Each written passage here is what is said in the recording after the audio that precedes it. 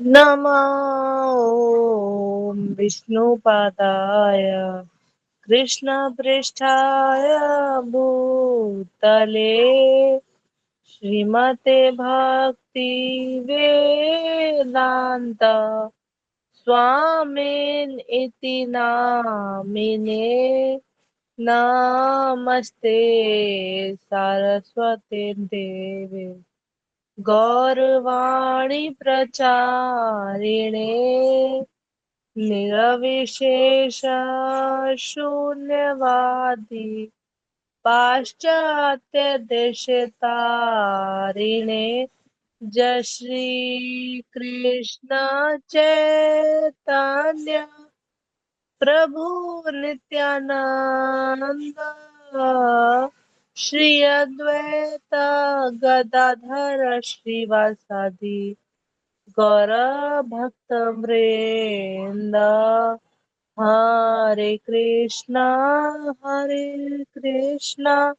कृष्णा कृष्णा हरे हरे हरे राम राम राम हरे हरे हरे कृष्णा कृष्णा कृष्णा हरे हरे हरे राम राम राम हरे हरे हरे कृष्णा कृष्णा कृष्णा हरे हरे हरे राम राम राम हरे हरे।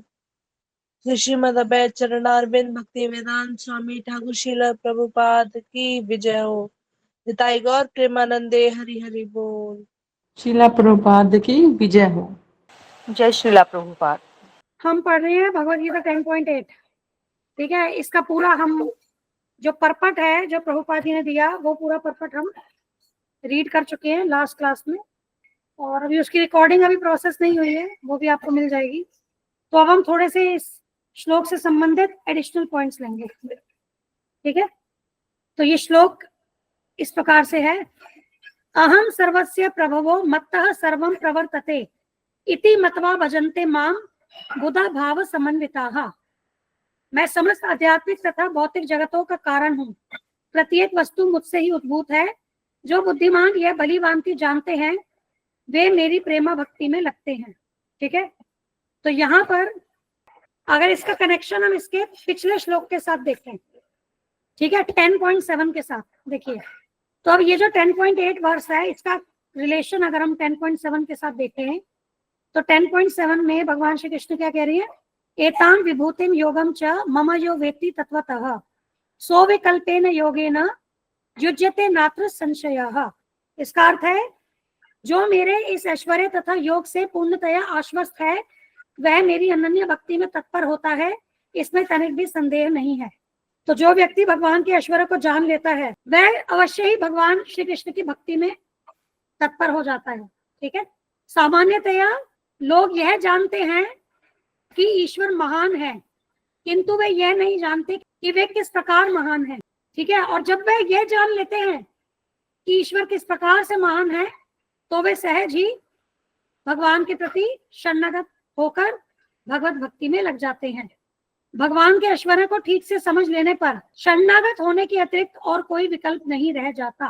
ठीक है, तो ये बात श्रील प्रभुपाद इस श्लोक के तात्पर्य में बता रहे हैं। देखो, when one is firmly convinced of them, he accepts Krishna with great faith and without any doubt, and he engages in devotional service. All this particular knowledge is required in order to increase one's interest in the loving devotional service of the Lord. One should not neglect to understand fully how great Krishna is, for by knowing the greatness of Krishna, one will be able to be fixed in sincere devotional service. ठीक है, तो अब जब ये बात भगवान अर्जुन जी को बता रहे हैं तब अर्जुन जी के मन में एक प्रश्न उठता है कि श्री कृष्ण की शरण तो ऐसा व्यक्ति लेता है जो संकट में है, तो क्या शरण लेने के बाद व्यक्ति की वही स्थिति बनी रहती है अथवा कुछ और आगे उन्नति होती है? क्योंकि सामान्यतया हम यही देखते हैं, भगवान की शरण कौन लेता है?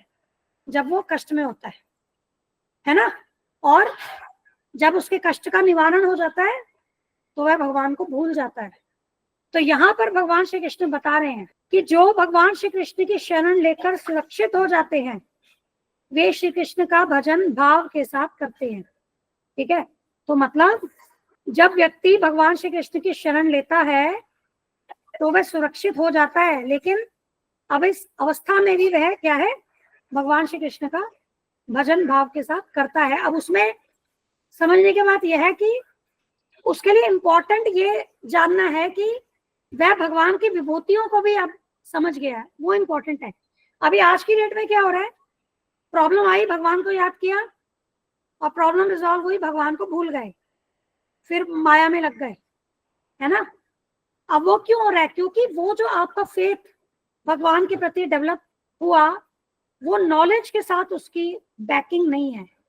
मतलब वो ज्ञान के आधार पे नहीं आपने किया, वो शरणागति आपने भगवान से संबंधित ज्ञान के आधार पे नहीं ली है, वो आप संकट में जाकर के ले रहे हैं शरणागति।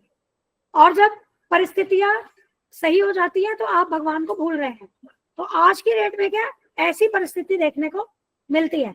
लेकिन यदि व्यक्ति भगवान के ऐश्वर्य के बारे में जान ले, यह जान ले कि भगवान आध्यात्मिक और भौतिक जगतों के कारण है, जैसे अभी 10.8 में यहाँ भगवान बता रहे हैं, और प्रत्येक वस्तु भगवान से ही उद्भूत है, तो जब व्यक्ति यह जान लेता है तब वह भगवान की प्रेमा भक्ति में संलग्न हो जाता है। ठीक है, तो यहाँ पर 2 पॉइंट्स है मेन। फर्स्ट है कि भगवान सबकी उत्पत्ति के कारण है और उनके द्वारा ही सभी नियंत्रित होते हैं। और दूसरा पॉइंट यहाँ है कि इस बात को जान करके समझ करके बुद्धिमान लोग भावपूर्वक भगवान श्री कृष्ण का भजन करते हैं। अब पांडवों द्वारा भगवान की स्तुति ये ब्रह्म नारदीय पुराण से, ठीक है, ब्रह्म नारदीय पुराण में पुरुषोत्तम मास का महात्म्य दिया गया है। ये जो पुरुषोत्तम मास आता है ना उसका महात्म्य दिया गया है। माता जी पुरुषोत्तम मास कौन सा आएगा? पुरुषोत्तम मास उसको अधिक मास भी कहते हैं और उसको मल मास भी कहते हैं।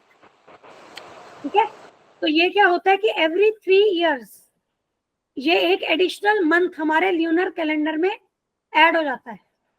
तो इसी की जो ग्लोरीज है ना ये ब्रह्म नारदीय पुराण में दी गई है।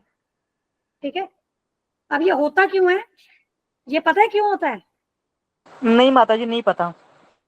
देखो क्या होता है कि ये कैलकुलेशन पे है चंद्रमा वर्सेस सूर्य का ना, जो सोलर कैलेंडर है ना, सोलर कैलेंडर और ल्यूनर कैलेंडर, इसमें हाँ जो वो पता है माता जी, वो तो डेज की पता है इसमें डिफरेंस रहता है जो, तो ये जो डेज उसको की कवर करने के लिए करते हैं। हाँ, ये जो डेज की कैलकुलेशन होती है ना इसमें डिफरेंस कवर करने के लिए होता है। तो ये जो है ना ये बड़ा स्पेशल मंथ होता है जो एवरी 3 इयर्स आता है। ये बहुत स्पेशल मंथ होता है, इसमें मतलब धर्म के लिए बहुत अच्छा मंथ है, इसकी बहुत मतलब मान्यता है, इसको ऑब्जर्व करना चाहिए। एक्चुअली सोलर कैलेंडर के हिसाब से एक साल में 365 दिन होते हैं और 1/4 उसमें और ऐड कर दो, 365 प्लस 1/4 इतने दिन का सोलर ईयर होता है। ठीक है, और यही अगर हम ल्यूनर ईयर की बात करें, जो चंद्रमा के मून कैलेंडर के हिसाब से अगर देखें, जो ये चंद्रमास होता है ना वो 29.5 दिनों का होता है। तो अगर इस 29.5 दिन को आप 12 से मल्टीप्लाई करोगे ना तो लगभग 354 इतना जो होता है ना ये पूरा चंद्रमा के कैलेंडर के हिसाब से साल बनता है। तो इसमें जो डिफरेंस आ जाता है ना लगभग 11 दिन का, 10-11 दिन का, तो ये इसी को कवर करने के लिए क्या होता है कि हर 3 साल में एक एडिशनल ल्यूनर कैलेंडर में एक और मंथ ऐड हो जाता है जिसको कहते हैं पुरुषोत्तम मास, मल मास या अधिक मास। ठीक है, तो इसी का जो महात्मा है वह ब्रह्म नारदीय पुराण में दिया गया है। उसमें पांडवगण जो है ना भगवान श्री कृष्ण की स्तुति करते हैं। ठीक है, अब पांडवगण कौन है? वे भगवान श्री कृष्ण के शुद्ध भक्त हैं, वे महाभागवत हैं। ठीक है, तो यहाँ पर अगर हम 10.8 में देखें, इसमें भगवान क्या कह रहे हैं कि बुधा भाव समन्विता है ना। तो बुधा शब्द क्या है? बुधा शब्द है जो बुद्धिमान होते हैं, है ना। तो वो भगवान के विषय में जब जान लेते हैं तो वे भगवान की शरणागति लेते हैं, भगवान की प्रेमा भक्ति में वे संलग्न रहते हैं। तो अब ये जो है ना ये अब पांडव गण का आप आप उनकी नॉलेज, उनकी बुद्धिमत्ता, अब उसको आप समझिए ये स्तुति से, ठीक है, वे कैसे भगवान श्री कृष्ण का गुणगान यहाँ कर रहे हैं, ठीक है। हे श्री कृष्ण, आप हमारे नाथ हैं, आप समस्त विश्व के नाथ हैं। हे प्रभु, आप ही समस्त विश्व के एकमात्र रक्षक हैं। हे जगन्नाथ, आप समस्त तत्वों के ज्ञाता हैं, आप अखिल कारणों के कारण हैं, आप ही संपूर्ण वेदों और वेदांगों के बीज के भी बीज स्वरूप हैं। आप षोडश कला पूर्ण भगवान हैं, हम आपकी वंदना करते हैं। आप ईश्वर हैं, इस संपूर्ण चराचर जगत की आपने ही सृष्टि की है। आप समस्त मंगलों के मंगल हैं, आप बीज स्वरूप हैं, आप सनातन हैं। आप भक्तों के सामने चंद्रमा की भांति शांत रहते हैं, आप भक्तों पर कृपा करने वाले हैं। आपके कार्य सभी के लिए कल्याणकारी हैं, आप शत्रुओं के लिए भयंकर हैं। आपका तत्व गूढ़ से भी अधिक गूढ़ है, आप महर्षियों के लिए भी अगम्य हैं। आप अपने भक्तों के मित्र हैं, आप अपने विशिष्ट गुणों के कारण पूजे जाते हैं। ऐसा कोई भी स्थान नहीं है जो आपके अधिकार क्षेत्र में न हो। आप भक्तों के द्वारा सदा पूजित होते हैं। आपकी प्रसन्नता के लिए जो भी कर्म किया जाता है वह सदा शुभ होता है। हमारे ऊपर आप ऐसी कृपा कीजिए कि हम सदा आपकी कथा वार्ता में लगे रहें। तो इससे पहले हम बात कर रहे थे ना कि प्रभुपाद जी कहते हैं कि हम ये तो जानते हैं कि ईश्वर महान है, परंतु वे कितने महान है इसे हमें समझना होगा। तो यहाँ देखिए भगवान श्री कृष्ण कितने महान है, ये आपको स्तुति से आप इस बात को स्तुति से समझ सकते हैं, ठीक है। अभी डिटेल में हम नहीं जाएंगे एक एक पॉइंट के, बट यहाँ समझने की बात क्या है कि everything belongs to Lord Krishna, everything is controlled by Lord Krishna, ठीक है। Krishna is the supreme proprietor, he is the supreme enjoyer, he is well wisher for living entities, ठीक है। तो बेसिकली क्या है कि और सब कुछ जो भगवान से संबंधित है वह हम जीवों के लिए कल्याणकारी है, ठीक है। तो बस समरी में ऐसा समझिए, बाकी you can meditate on what all points हमने भी कवर किया, उसके बारे में आप सोच विचार करके डिटेल में और समझ सकते हैं, ठीक है। तो भगवान के नियंत्रण में ही सभी की गति होती है। तो यहाँ जो प्रत्येक वस्तु है ना वो भगवान के नियंत्रण में ही गतिशील है। तो पहली बात हुई कि सब उत्पत्ति भगवान से हुई है ना। संसार, ये जीव जो गतिशील है वो भी क्या है, वो भी भगवान की शक्ति के द्वारा ही है, उनके नियंत्रण में ही है, उनकी शक्ति के द्वारा और उनके नियंत्रण में है, ठीक है। तो माया शक्ति के द्वारा भगवान इस भौतिक जगत को नियंत्रित करते हैं, ठीक है। और इसी प्रकार से अगर हम आध्यात्मिक जगत की बात करें, उसका नियंत्रण कैसे होता है, भगवान की आध्यात्मिक शक्ति के द्वारा, योग माया देवी के द्वारा। यहाँ क्या है, यहाँ महामाया देवी नियंत्रण कर रही है और वहां योग माया। महामाया भगवान की भौतिक शक्ति है और योग माया भगवान की आध्यात्मिक शक्ति है, ठीक है। अब यहाँ सेकंड पॉइंट क्या है, ऐसा समझकर मतलब इस नॉलेज को जान करके बुद्धिमान लोग भावपूर्वक भगवान श्री कृष्ण का भजन करते हैं। तो यहाँ पर जिस भजन की बात हो रही है उस भजन का कारण कोई संकट नहीं है बल्कि बुद्धि है, ठीक है। तो जो लोग बुद्धिमान हैं वे भगवान श्री कृष्ण की शरण लेते हैं और उनकी शरण लेकर के वे स्वयं को पूर्ण रूप से सुरक्षित अनुभव करते हैं और भगवान का भजन करते हैं।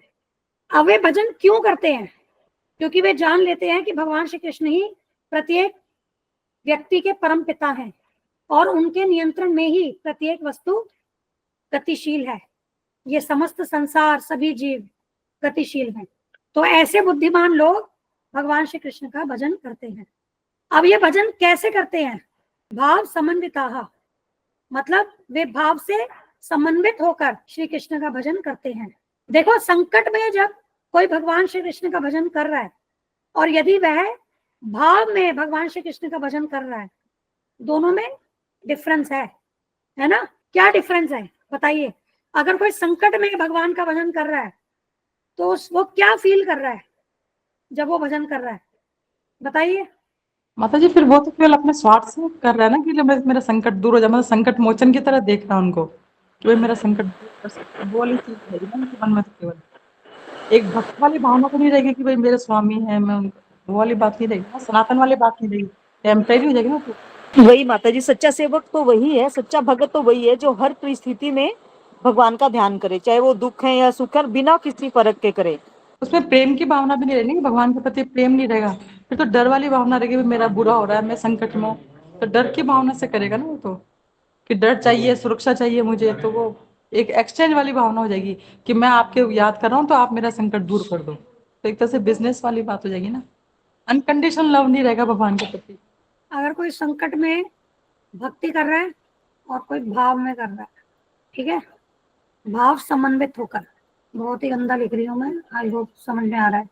यहाँ पर क्या है, फियर और टेम्परेरी है ये, जैसा माता जी आपके पॉइंट से कैप्चर कर रही हूँ, और वो अपने स्वार्थ के लिए। और भाव में क्या हो रहा है, यहाँ कौन सा भाव है, प्रेम है ना, वहां पर फीलिंग फियर की है, यहाँ पर फीलिंग लव की है, और रेवरेंस भी कह सकते हैं, मतलब इसको वैसे लव एंड रेस्पेक्ट कह सकते हैं, मतलब रेवरेंस, ठीक है। और ये टेम्परेरी है, ये सनातन है ना, परमानेंट। माता जी इसमें लव को हम अनकंडीशनल लव भी लिख सकते हैं, जैसे गुरुजी बताते हैं वो, और जैसे चैतन्य महाप्रभु ने बताया कि आप कुछ भी व्यवहार करो लेकिन आप जन्मों जन्म तक मेरे स्वामी हो, वो वाली। बिल्कुल बिल्कुल, वो ये वाले पॉइंट में भी कैप्चर है ना। यहाँ पर उसका सेल्फ इंटरेस्ट नहीं है, यहाँ पर क्या है, केवल वो कर रहा है, वो कंसर्न्ड है जस्ट टू सेटिस्फाई कृष्णा। माता जी मतलब दुखों में तो जो याद कर रहा है वो तो भौतिक सुखों के लिए याद कर रहा है भगवान जी को। हाँ, तो ये मटेरियल प्लेटफॉर्म पे हो गया, वेरी गुड, ये वाला पॉइंट, ये मटेरियल प्लेटफॉर्म पे हो गया, और ये आध्यात्मिक स्थिति हो गई, स्पिरिचुअल। और कुछ आ रहा है ध्यान में? माता जी इसमें संकट वाले में तो फिर वो प्रोफेशनल वाली बात हो जाएगी ना, एक तरह से कि हम एक्सचेंज कर रहे हैं, कि हम आपकी प्रार्थना कर रहे हैं या आपकी सेवा कर रहे हैं, तो आप हमारा संकट दूर करो, ये और बिजनेस। उसमें हाँ बिजनेस वाली बात हो जाएगी एक्सचेंज में। और उसमें भाव में ये होता है कि आदमी अनकंडीशनल करता है ना, उसमें कोई इच्छा नहीं होती, अन्य अभिलाषा शून्यम वाली बात हो जाती है ना, कि हम कोई अपनी इच्छा रखते ही नहीं, हम सिर्फ भगवान को सेटिस्फाई करना चाहते हैं, उनको खुश करना चाहते हैं। बिल्कुल ठीक है, तो ये डिफरेंशिएशन माता जी एक माता जी इसमें अपन ये वाला भी डाल सकते हैं कि इसके जो संकट में कर रहा हो तो एक आर्टिफिशियल हो गया ना, क्योंकि हमारी वो स्थिति मतलब इस तरह की स्थिति नहीं कि हम केवल संकट में भगवान की पूजा करें, तो वो वाली एक आर्टिफिशियल तरीका हो गया वो तो। और भाव में ये हो गया कि हम हमारा कर्तव्य यही है, हमारी पोजीशन ही है कि हम भगवान की सेवा करें, ये तो नेचुरल। वो नेचुरल है, ये भी हो सकता है इसमें। हाँ बिल्कुल हो सकता है, क्योंकि ये हमारा ये तो आर्टिफिशियल ही हो गया एक तरीके से, क्योंकि बॉडी के लेवल पे है, मतलब इसको आर्टिफिशियल वर्ड ना यूज करें, आई थिंक कुछ और वर्ड देखते हैं। इसका बॉडीली लेवल अगर कंडीशनल हो गया, ये कंडीशनल हो गया, हाँ, ये कंडीशनल हो गया, और वो नेचुरल हो जाएगा वो ना। नेचुरल हो गया, हाँ, ये लिख सकते हैं, परफेक्ट है ये। हाँ भूमिका कुछ कह रही थी, बोलो बेटा। माता जी इसमें ये भी लिख सकते हैं कि वो संकट में इसीलिए याद कर रहा हो कि वो इस संकट से निकलकर भगवान की भक्ति कर सके, जिससे वो इस संकट में भगवान की भक्ति नहीं कर पा रहा हो। हाँ ठीक है, वो फिर वो एक तरीके से ये वाली कैटेगरी क्या, उस चीज को हम इस कैटेगरी में भी हम एक लेवल तक इंक्लूड कर सकते हैं, वो प्योरली ये वाली कैटेगरी नहीं होगी, समझ रहे हो, क्योंकि वहां पर जो उसका फाइनल प्रयोजन क्या है, वो भगवान को सेटिस्फाई करना चाहता है ना, है ना। यहाँ हम ये वाला जो हम बात कर रहे हैं, ये उन लोगों की बात कर रहे हैं जो भौतिक स्तर पे जो प्रॉब्लम्स में जाकर के भगवान को याद करते हैं कि हमारी ये प्रॉब्लम सॉल्व करो, और बाद में भूल जाते हैं, समझे। जी माता जी ये आपने परफेक्ट किया, क्योंकि एक बार तो जो लोग जाते हैं ना जन्म, मतलब एक बार तो लोग तकलीफ में ही जाते हैं, पर ये कि फिर जो बाद में भूल जाते हैं वो गलत है। क्योंकि जब तक मैंने देखा है, बहुत सारे लोगों को देखा है जो उनको लगता है कि हमारे जीवन में तो कोई तकलीफें आई ही नहीं, वो लोग इतना धर्म में ट्रस्ट नहीं करते। एक बार तो इंसान जो है ना भगवान की शरण में तभी जाता है जब वो दुखी होता है। ये बात अलग है कि फिर वो लग जाता है तो लग जाता है, फिर वो दुख दूर होने के बाद भी लगा ही रहता है। और कुछ लोग ऐसे होते हैं जो दुख दूर होने के बाद छोड़ देते हैं, जैसे माता कुंती का आता है ना, माता कुंती ने भगवान कृष्ण से हमेशा दुख मांगे थे ताकि मैं आपको कोई भूलूं ही नहीं, ऐसा। देखो ये तो जो पांडव गण है ना, ये तो सब भगवान के नित्य पार्षद है, भगवान लीलाएं करते हैं अलग अलग ब्रह्मांडों में, वहां पर ये सब जा करके उस लीला में सहायक रहते हैं, पार्टिसिपेट करते हैं भगवान के साथ। अब कुंती महारानी बेसिकली ना, कुंती महारानी तो सुख हो चाहे दुख हो, वो हर सिचुएशन में भगवान को याद रखती है ना। लेकिन वो इस उदाहरण से ना, जब भगवान को कहती है ना, जब भगवान द्वारका जा रहे होते हैं, जब महाभारत का युद्ध समाप्त होता है, और इनको राजपाट सब पूरा मिल जाता है पांडवों को। फिर उसके बाद भगवान द्वारका जाती है ना, तब कुंती महारानी ये प्रेयर करती हैं। वो बेसिकली हमें समझाने के लिए, हम कॉमन लोगों के समझने के लिए, मतलब ये चीज वो भाव यहाँ प्रकट करती है कि भाई कि जब हम दुखी थे तब तुम हमारे साथ थे, और इससे तो क्या है कि वो दुखी हमारे लिए अच्छे थे, क्योंकि अब सब कुछ यहाँ पर ठीक हो गया है, तो अब आप तो हमसे दूर जा रहे हैं। पर वास्तव में अगर हम देखें तो भगवान श्री कृष्ण कभी पांडवों से दूर रहे ही नहीं, है ना, क्योंकि पांडव गण क्या है, वे तो शुद्ध भक्त है, महाभागवत है। तो ये कुंती महारानी की इस प्रेयर से ना हमें ये समझना है कि चाहे कोई भी परिस्थिति हो, हमें हर परिस्थिति में क्या है, भगवान को हमेशा याद रखना। और ये जो हम सुख मांगते हैं भगवान से कि हमें सुख समृद्धि दो, ये सब दो, तो वास्तव में वो सिचुएशन जो है ना, वो हमारी आध्यात्मिक प्रोग्रेस के लिए ना डेट्रीमेंटल है।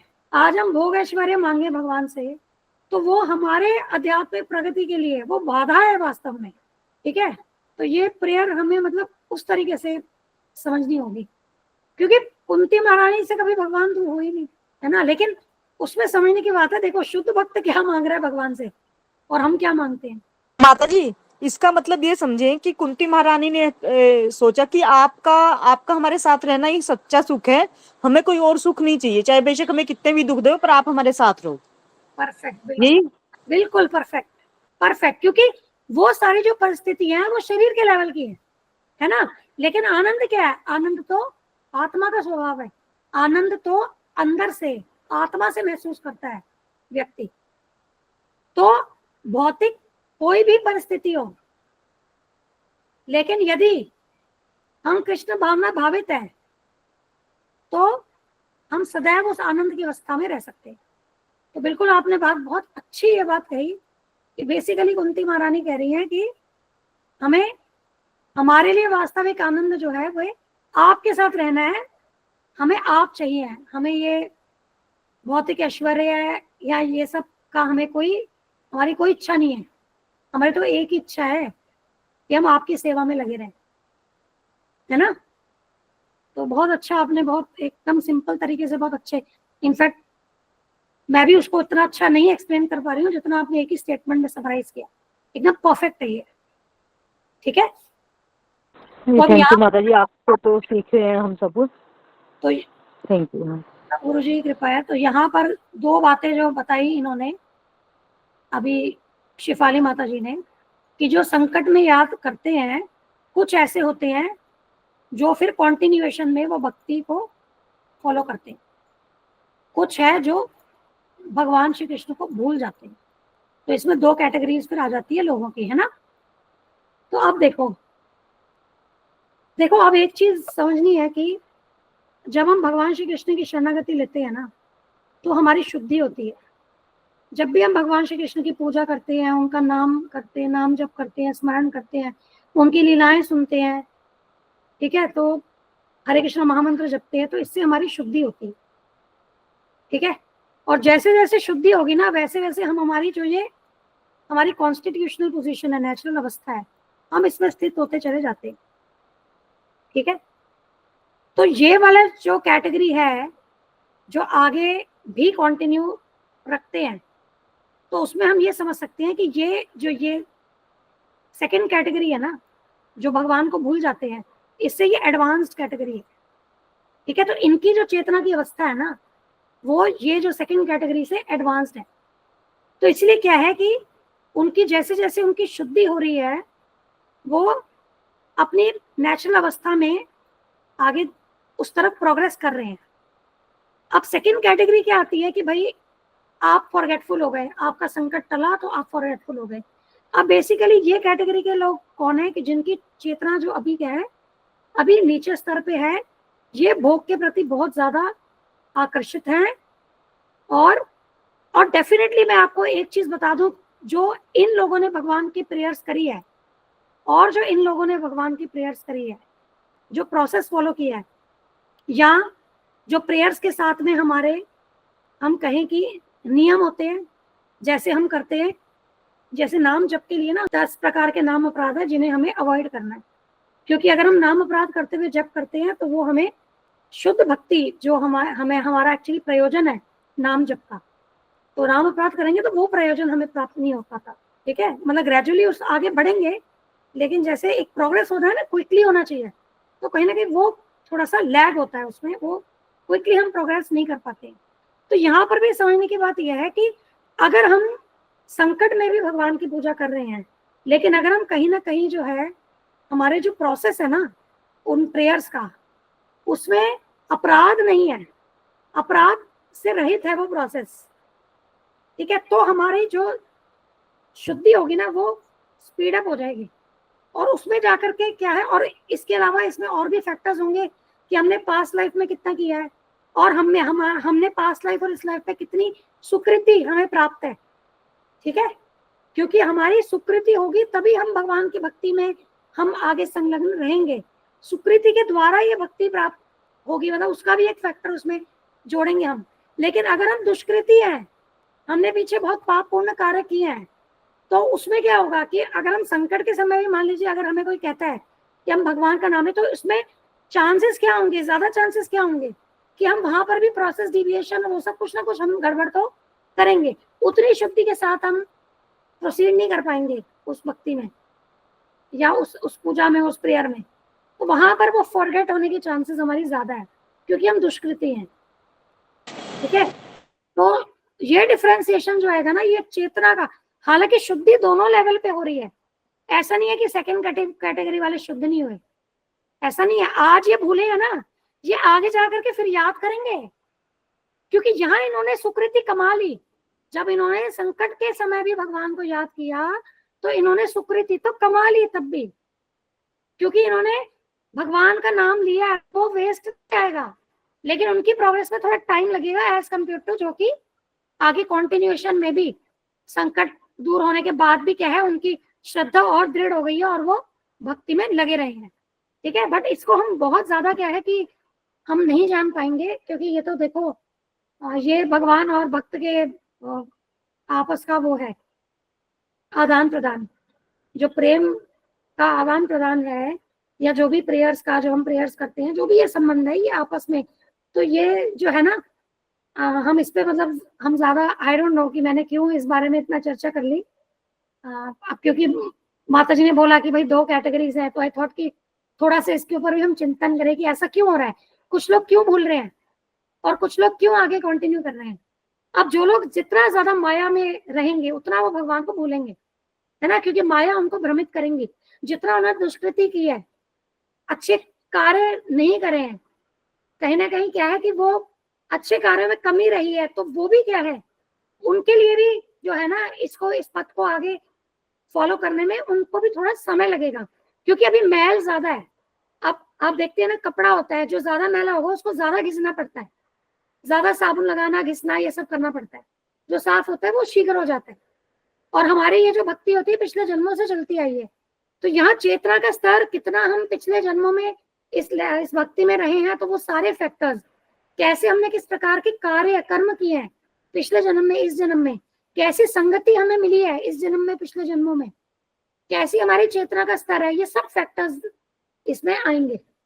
ठीक है, तो इसीलिए क्या है, इसीलिए आवश्यक क्या है कि अगर हम अनकंडीशनल, जो ये सेकेंड कैटेगरी है, अगर हम सेकेंड कैटेगरी, ये मतलब सेकेंड कैटेगरी ये वाली, I think don't call this second category, अगर हम मतलब इसीलिए कहते हैं कि अगर हम सदैव भगवान का स्मरण करें, एक कबीर का दोहा आता है ना, दुख में सुमिरन सब करे, सुख में करे न कोई, जो सुख में सुमिरन करे तो दुख काहे को होए, है ना।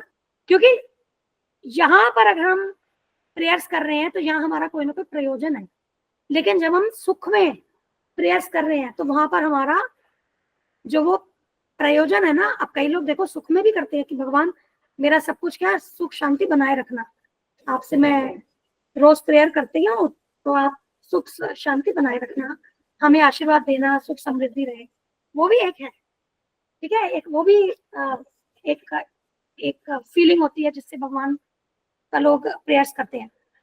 तो बट बेसिकली क्या है कि अगर हम अनकंडीशनल वाली अवस्था में करेंगे, अपना प्रैक्टिस ऐसी करेंगे जैसे हमारे वैष्णव आचार्यों ने जैसे भक्ति की, उनके आचरण को हम फॉलो करके हम अनकंडीशनल जब भक्ति करेंगे तो क्या होगा, तो हमारा जो हमारी चेतना है ना उसकी शुद्धि बहुत फास्ट हो जाएगी।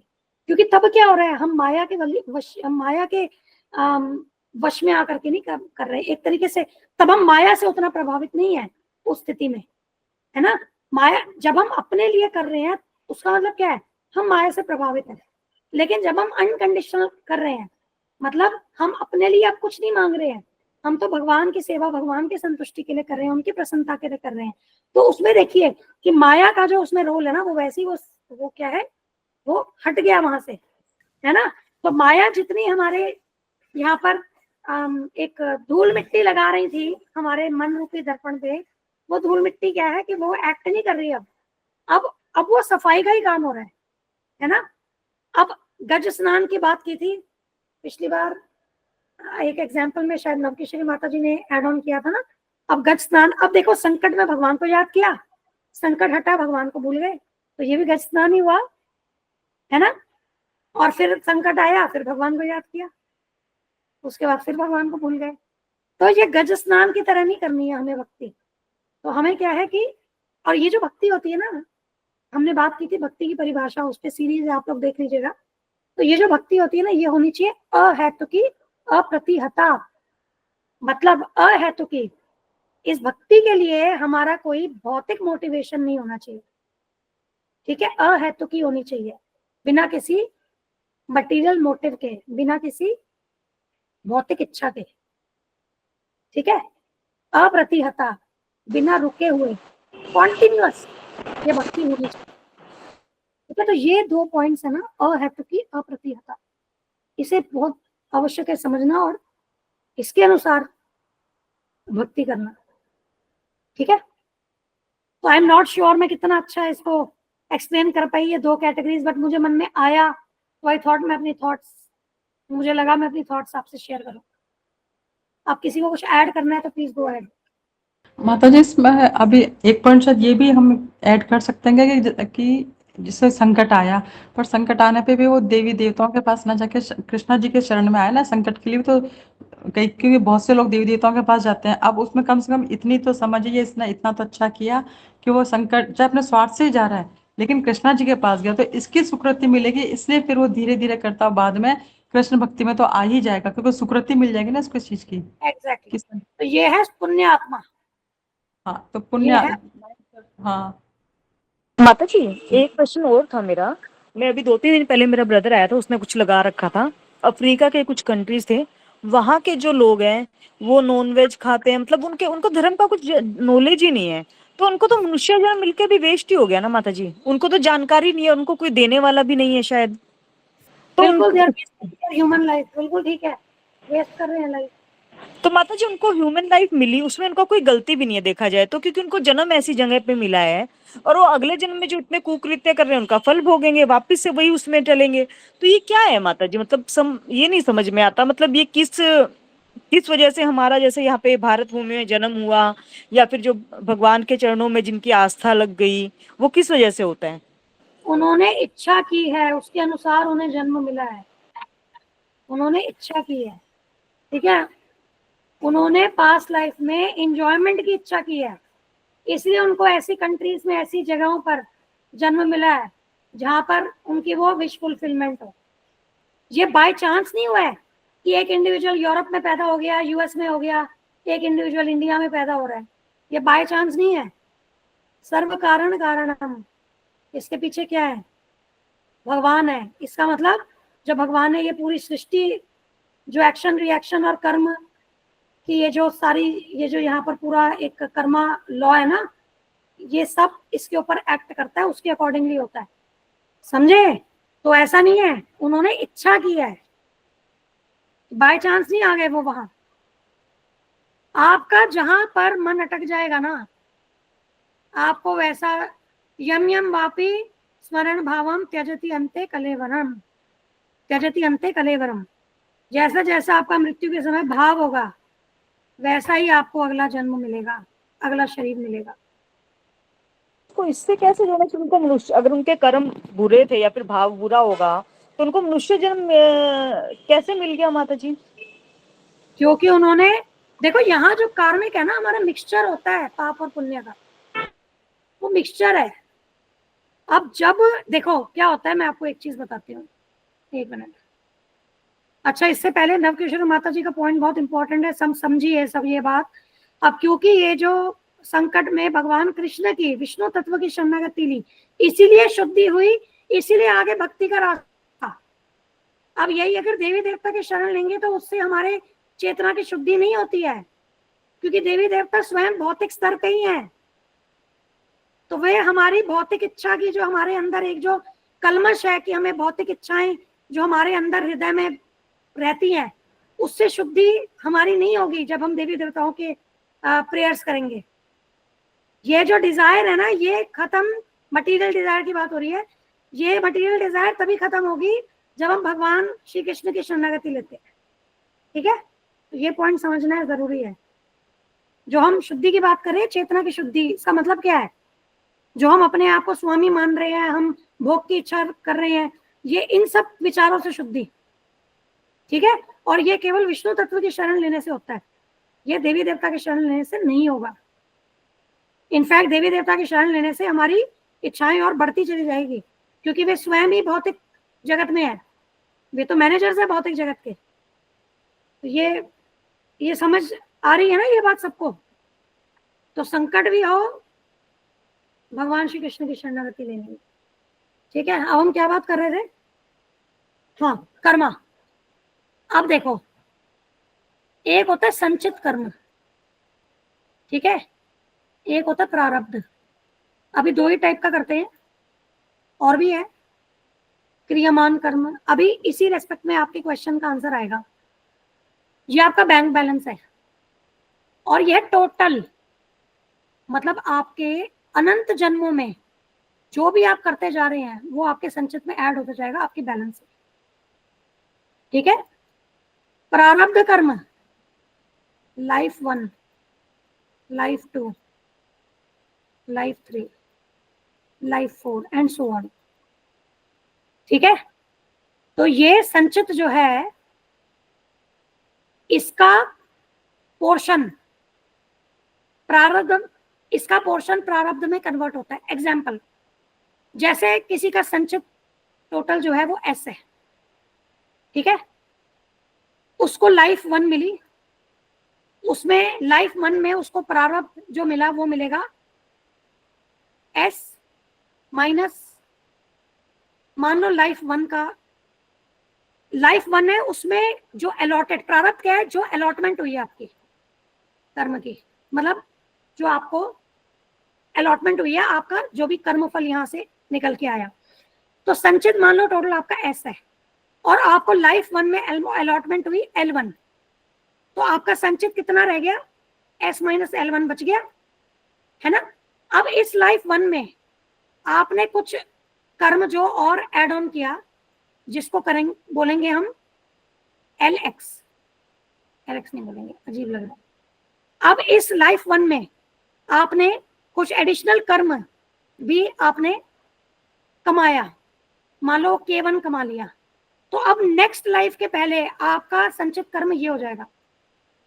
अब नेक्स्ट लाइफ में आपका, और आपने उसमें कर्म करके कुछ K2 करके और कर्म जोड़े, तो यहां पर संचित क्या हो जाएगा? जो आपका पिछली लाइफ से ये बचा था, इसमें से L2 को माइनस कर दो, ये आपका संचित रह गया, और इस लाइफ में जो आपने कमाया ये आपका K2 हो गया। तो ऐसे ऐसे करके ना हमारा बैलेंस ये चलता जाता है। मतलब आपके पास बैंक में 1000 रुपए है, आपने इस महीने 50 रुपए निकाले और आपने 10 रुपए कमाए, तो आपके यहाँ पर 950 और 960 बच गए अगले महीने के लिए। अब अगले महीने फिर आपने क्या किया? आपने अगले महीने 100 रुपए निकाले, ठीक है, और आपने उसमें से 50 रुपए कमाए, तो उसके अगले महीने के लिए आपके कितने बच गए? आपके 910 रुपए बच गए, ठीक है। इसके बाद अगले महीने आपने फिर मान लो 100 रुपए आपने फिर अगले महीने के लिए निकाले, और आपने मान लो 10 रुपए कमाए, ठीक है, तो यहाँ पर आपके हो जाएंगे 820 रुपए। आप समझ रहे हैं? ऐसे बैलेंस चलता है। अब आपने जो बात की, कोई व्यक्ति यूएस में पैदा हो गया, यूरोप में पैदा हो गया, है ना, या हो सकता है कोई ऐसे मान लीजिए कोई अफ्रीकन कंट्री में पैदा हो गया है ना, कोई इंडिया में पैदा हो गया।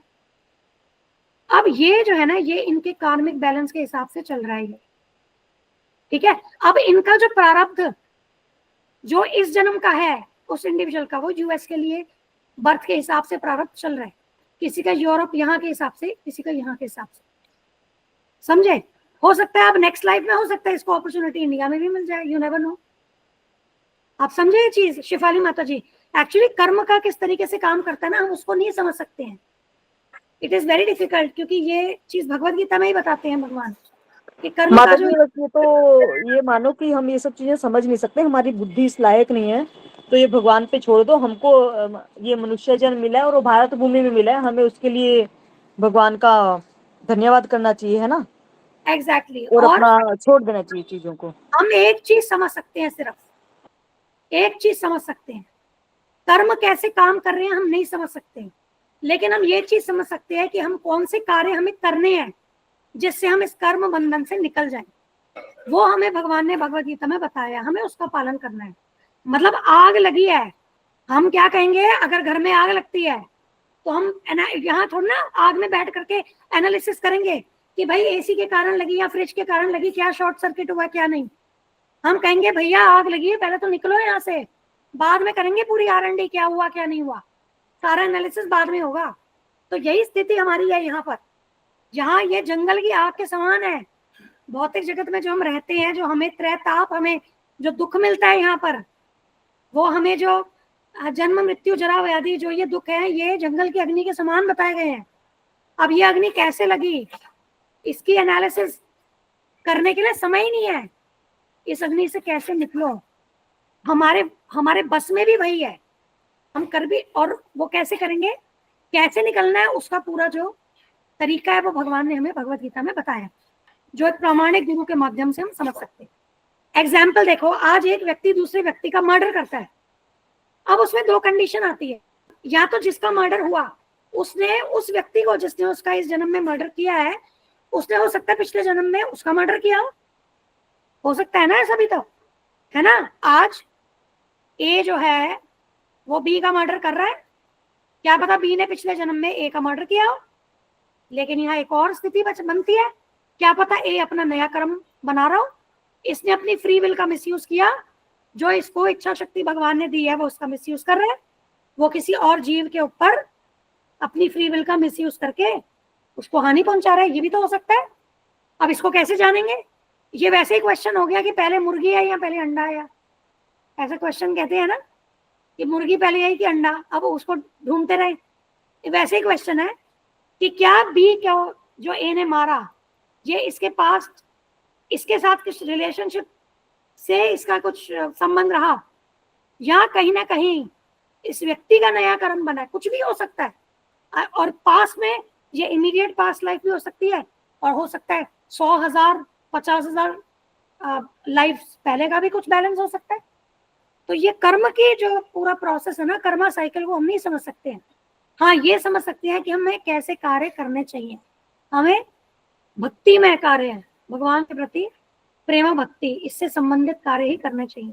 That is what we can do. यही हमारी समझ की सीमा में भी है, वरना हमें भगवान बताते हैं क्यों भक्ति के विषय में, भगवत गीता में क्यों ये पूरा नॉलेज देते भगवान, है ना। अगर ये हमारे बस की बाहर होती भक्ति तो भगवान हमें बताते ही क्यों। तो we are capable, we have all the facilities. याद है हमने पूर्णमद पूर्णमिदम पूर्णात् वाला वर्ष में भी यही बात की थी कि ये मनुष्य जीवन भगवान की भक्ति करने में पूर्ण रूप से समर्थ है, तो जन्म मृत्यु के चक्र से निकलने के लिए पूर्ण रूप से समर्थ है, सक्षम है, यही करना है हमें, ठीक है। तो बुद्धिमान लोग भाव के साथ भगवान श्री कृष्ण की प्रेमा भक्ति में संलग्न रहते हैं। बस एक 5 मिनट और लूंगी, फिर ये श्लोक हमारा कंप्लीट हो जाएगा, ठीक है। तो इसमें उदाहरण, परीक्षित महाराज को ब्राह्मण बालक जिनका नाम श्रृंगी था, उन्होंने शाप दिया था कि 7 दिनों के बाद आपकी मृत्यु हो जाएगी। अब परीक्षित महाराज जो है वे महाभागवत है, वे भगवान के शुद्ध भक्त हैं, ठीक है। वे कृष्ण भक्ति के भाव के धरातल पर हैं, ठीक है, वे भाव के लेवल पर हैं। चाहते तो वे इस शाप को खंडित कर सकते थे। परीक्षित महाराज में इतनी शक्ति थी कि उस शाप को वे निष्फल कर सकते थे, परंतु उन्होंने ऐसा नहीं किया। उस ब्राह्मण बालक के शाप को परीक्षित महाराज ने एक शुभ समाचार के रूप में, या क्या बोलेंगे, एक ब्लेसिंग के रूप में, उन्होंने इस शाप को एक ब्लेसिंग के रूप में ग्रहण किया। उन्हें ये अवसर मिला कि अब मतलब उनके पास ये अवसर था कि वे सुखदेव गोस्वामी जी से उनको अपॉर्चुनिटी मिली श्रीमद् भागवतम सुनने की, है ना। तो ये उन्हें उनके लिए अपॉर्चुनिटी थी कि वे सुखदेव गोस्वामी से उपदेश लें और भगवान के विषय में श्रवण करें। और यहाँ एक बात और देखो समझने की है, देखिए अर्जुन जी जो परीक्षित महाराज के दादा थे, भगवान ने उनको माध्यम बनाया था भगवत गीता का ज्ञान देने के लिए, और उन्हीं के पोते को जो परीक्षित महाराज है उनको माध्यम बनाया श्रीमद् भागवतम का जन जन को ज्ञान देने के लिए। तो कितने धन्य है अर्जुन जी, कितने धन्य है परीक्षित महाराज, कितनी स्पेशल मर्सी है भगवान श्री कृष्ण की इन पर, है ना। तो जब इस ब्राह्मण बालक ने राजा परीक्षित को, महाराज परीक्षित को श्राप दिया, तो उन्होंने दृढ़ संकल्प लिया, महाराज परीक्षित ने दृढ़ संकल्प लिया कि वे आमरण उपवास रखेंगे और स्वयं को भगवान श्री कृष्ण के चरण कमलों में समर्पित करेंगे। तो उन्होंने इस शाप को एक कृपा के रूप में लिया कि अब मेरे पास ये एक अपॉर्चुनिटी है जिससे कि मैं भगवान श्री कृष्ण के चरण कमलों में समर्पित हो जाऊं। तो ऐसा उन्होंने पॉजिटिवली इसको लिया। और जब वहां ऋषिगण आए थे, जब वे गंगा जी के तट पर गए थे, तो वहां जब ऋषिगण आए थे तो उन्होंने कहा कि हे मुनिवरों, मैं धन्य हूं कि मुझे आप लोगों का दर्शन प्राप्त हुआ है। श्री कृष्ण ने ब्राह्मण शाप के रूप में मुझ पर अत्यंत कृपा की है। अब मेरी एकमात्र इच्छा यह है कि आप सभी श्री कृष्ण की लीलाओं का गुणगान करें। यदि मैं इस भौतिक जगत में पुनः जन्म लूं तो श्री कृष्ण के प्रति मेरी पूर्ण आसक्ति हो और उनके भक्तों की संगति प्राप्त हो। यहाँ पर देखिए वे क्या कह रहे हैं कि मैं अपना शरीर जब त्यागूं तो मैं भगवान की लीलाएं सुनते हुए त्यागूं, ताकि जब मैं इस भौतिक जगत में यदि मैं पुनः जन्म लूं तो भी मेरी भगवान श्री कृष्ण के प्रति पूर्ण आसक्ति हो और मुझे भक्तों की संगति प्राप्त हो। ठीक है, तो ये जो उन्होंने मतलब एक एग्जाम्पल हमारे समक्ष प्रस्तुत किया है ना जो परीक्षित महाराज ने, तो हमें भी क्या इसी प्रकार से मृत्यु को, अपने जीवन को और अपनी मृत्यु को इसी प्रकार से हमें लेना है कि हमें 24/7 भगवान की सेवा में रहना है। क्योंकि यदि हम ऐसा करेंगे तभी मृत्यु के समय भी हमारा भाव जो है ना वो कृष्ण भावना भावित होगा, और हम फिर हमारी गति जो होगी वो सदगति, एक्चुअली वास्तव सदगति ये है। ठीक है, सदगति को हम प्राप्त होंगे, मतलब सदगति, सतगति, हम भगवान के चरण कमलों को प्राप्त करेंगे। और फिर जिस भी आगे जो भी हमारा जहां भी जन्म हो, जो भी हमें अगले जीवन में हमें जीवन प्राप्त हो, उसमें क्या है कि हमारा जो भाव होगा ना वो कृष्ण के प्रति बना रहेगा। ठीक है, तो यही हम क्लोज करते हैं इस श्लोक को। अब इसके बाद जो नेक्स्ट वर्स आएगा ना, on the way to Krishna, हम उसको टेकअप करेंगे। एक बार देख लेते हैं 10.8 के बाद कौन सा है। अब नेक्स्ट जो वर्स हम करेंगे ये on the way to Krishna chapter 3, इसमें chapter 9 Bhagavad Gita chapter 9 verse 13-14 आप लोग पढ़ के आना है, तो इसको आप रीड करके आ सकते हैं। इस पे हम चर्चा शुरू करेंगे। ठीक है, अब कहिए नवकिशोरी माता जी। जी माता जी, आप इसमें बता रहे थे ना कि वो परीक्षित महाराज ने को जब श्राप मिला था तो उससे पहले परीक्षित महाराज ने के किसी भी कारणवश, परिस्थितिवश उनसे वो गलती तो हो गई थी कि उन्होंने उनके गले में मरा हुआ सर्प डाला था, है ना, वो ठीक, पर उनको उसकी गिल्टी हो रही थी, वो बहुत गिल्टी महसूस कर रहे थे कि मेरे से गलत काम हुआ है। तो वो सोचे थे कि मैं क्या करूं कि मेरा प्रायश्चित कर सकूं, और उसी टाइम उनको ये सूचना मिलती है कि उनको वो श्राप मिला है 7 दिन के अंदर मृत्यु होने का। तो वो बहुत खुश हुए थे कि अच्छा हुआ मेरे पापों की सजा मुझे मिल गई, अगर मुझे सजा नहीं मिलती, श्राप नहीं मिलता, तो मैं कैसे अपने पापों का प्रायश्चित कर पाता, कैसे मेरी शुद्धि हो पाती। तो इसलिए वो तो उल्टा खुश हुए श्राप लेके, नहीं तो अगर वो चाहते तो, क्योंकि वो भी भक्त थे, तो और या कोई दूसरा व्यक्ति होता है भौतिकवादी व्यक्ति, तो वो भी उन श्राप देता है या कुछ भला बड़ा कह सकते थे, बुरा भला भला कह सकते थे। हाँ कह सकते थे ना, लेकिन उन्होंने कुछ नहीं बोला, वो तो बल्कि खुश हुए श्राप सुन के कि एक तो उनकी शुद्धि हो गई, वो जो उनको जो गिल्टी फील हो रही थी कि मैंने गलत काम किया, उससे उनको थोड़ी खुशी हुई कि चलो मुझे कुछ तो उसका दंड मिला, तो दंड मिलेगा तो फिर मेरा अपराध कम हो गया ना, एक तो इस वजह से। और दूसरा ये जो आपने बताया अभी कि उनको फिर सारे ऋषि महात्माओं से कृष्ण कथा सुनने का मौका मिल गया और सारे संतों का दर्शन हुआ, सुखदेव जी महाराज जी वहाँ खुद पधारे और उन्होंने उनको सारी सिखाई। तो ये दोनों चीजों से वो तो बड़े खुश हुए और इसको उन्होंने एक ब्लेसिंग, एक अभूतपूर्व से, मतलब वो समझा कि मेरे लिए तो बहुत बड़ा वरदान साबित हो गया ये चीज, इस तरह से एग्जैक्टली, उन्होंने। बिल्कुल। और यहाँ एक चीज सबके लिए समझने का ये भी है कि जो भी, जैसे अर्जुन जी कंपैशनेट हो गए थे, मोहग्रस्त हो गए थे, है ना, और फिर भगवान श्री कृष्ण ने उनको भगवत गीता का ज्ञान दिया और उनके मोह को दूर किया। अब वे जो मोहग्रस्त हुए थे ना, वे योग माया के प्रभाव में आकर के मोहग्रस्त हुए थे, ठीक है, ये समझना है। मतलब उनका मोहग्रस्त होना हमारे मोहग्रस्त होने के समान नहीं है। वो तो माध्यम बनने थे भगवत गीता के ज्ञान को जन जन तक पहुंचाने के लिए, तो इसलिए भगवान की योग माया शक्ति के अंतर्गत वे मोहग्रस्त हुए थे। उसी प्रकार से जो परीक्षित महाराज ने, ब्राह्मण बालक के जो पिता थे, उन पर जब वो मरा हुआ सांप जो फेंकते हैं, वो भी क्या है कि योग माया के अंतर्गत वो करते हैं, ठीक है। तो वो कोई अहंकार वश या कुछ भौतिकवादी, भौतिकता के इन्फ्लुएंस में आकर के नहीं कर रहे हैं वो, ठीक है। तो जैसे भगवान के जन्म और कार्यकलाप दिव्य है ना, वैसे ही भगवान के शुद्ध भक्तों के जन्म और कार्यकलाप दिव्य है। तो ये समझना। तो ये जो हमें प्रतीत होगा कि भाई अर्जुन जी देखो इल्यूजन में चले गए, या परीक्षित महाराज देखो इतने बड़े सम्राट होकर के इस तरीके का आचरण कर रहे हैं, वो एक्चुअली वो भगवान की इच्छा के अनुसार वो हो रहा है, ठीक है। क्योंकि जो भक्त होते हैं ना, वे पूर्ण रूप से भगवान के ही निर्देशन में कार्य करते हैं, ठीक है। और ये कोई आजकल के नेता की तरह भी नहीं थे।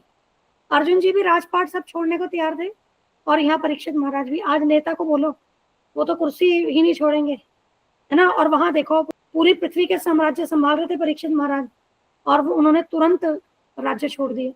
तो these things we have to learn from Mahabhagavat, ठीक है। तो तभी ये जो है ना, भागवतम को कहते हैं अमल पुराण। अमल पुराण ये तीनों गुणों से परे है। अमल शुद्ध, इसमें मल, भौतिक मल नहीं है, भौतिक मलिनता नहीं है।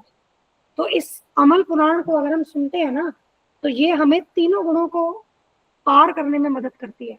और यहाँ पर जैसा कि नवकिशोरी माता जी ने बोला, ब्राह्मण बालक ने शाप दिया, देखा जाए वो इतने बड़े सम्राट थे, उन्होंने उस बात को निंदनीय नहीं समझा अपने लिए, है ना। अगर साधारण मनुष्य के लिए, और वो भी स्पेसिफिकली साधारण भी नहीं, अगर हम साधारण मनुष्य कहने का मतलब यहाँ पर अगर कोई इतनी हाई पोजीशन पे हो, कोई बहुत बड़ा नेता हो, प्राइम मिनिस्टर हो, प्रेसिडेंट हो, कोई राजा हो, तो उसके साथ अगर कोई एक बालक ऐसा कह दे, तो वो तो व्यक्ति बिल्कुल ही आग बबूला, मतलब वो तो बिल्कुल ही क्रोधित हो उठेगा कि ये तुच्छ बालक मुझे कैसे इतना बुरा भला कह सकता है, ऐसा शाप दे सकता है। और उनकी विनम्रता देखिए, है ना।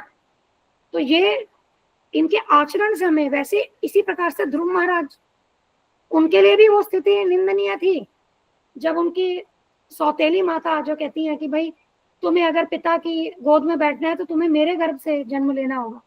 अब वो जो निंदनीय स्थिति थी, जिसको आज भौतिक उसमें रूप से अगर देखें, वो एक उनकी निंदा ही की माता ने, पर उन्होंने उसको भी पॉजिटिव रूप में क्या किया, उन्होंने दृढ़ संकल्प लिया और सीधे भगवान श्री कृष्ण की शरणागति ली, और वे जंगल चले गए। और नारद मुनि जी ने उनको ओम नमो भगवते वासुदेवाय इसका दीक्षा दी।